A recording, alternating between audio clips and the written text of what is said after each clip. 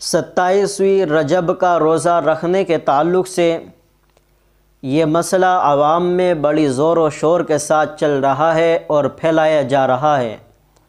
بہت سے لوگ 27ویں رجب کے روزے کو بڑی اہمیت دیتے ہیں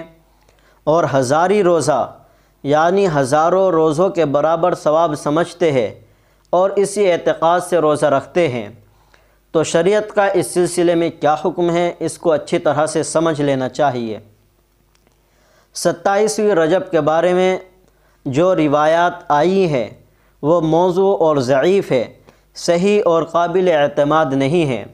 لہذا 27ویں رجب کا روزہ عاشورے کے روزے کی طرح مسنون سمجھ کر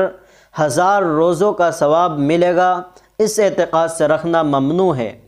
حضرت عمر رضی اللہ تعالیٰ عنہ 27ویں رجب کا روزہ رکھنے سے منع فرماتے تھے،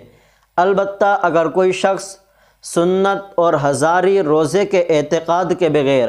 صرف نفل کی نیت سے روزہ رکھے تو کوئی منع نہیں ہے، کوئی حرج نہیں ہے، البتہ اس کو سنت یا 1000 روزوں کے برابر ثواب ملنے کا اعتقاد نہ رکھے اور نفل کی نیت سے رکھے تو بالکل رکھ سکتا ہے، کوئی حرج کی بات نہیں ہے۔